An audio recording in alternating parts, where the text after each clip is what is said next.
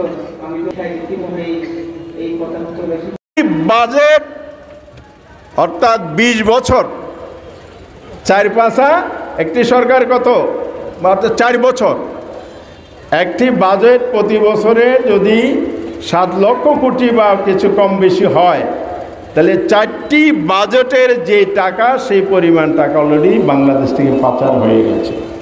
এই টাকা যদি দেশে থাকতো এই বাংলাদেশটা আজকে বিশ্বের কাছে একটি উন্নত রাষ্ট্রে পরিণত হতে পারত।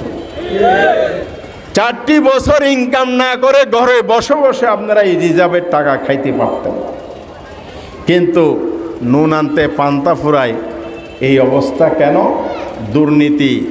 দুর্নীতি অর্থ পাচারের কারণে।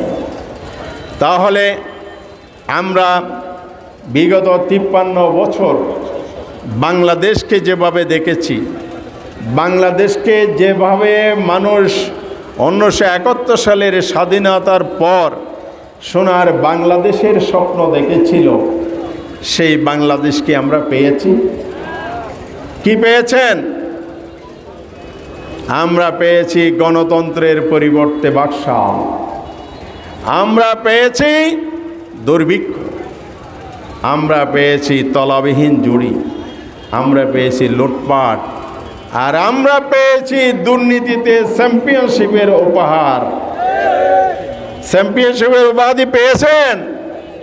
এটা অবশ্য বিগত সরকার না, তার আগের সরকারের সময়।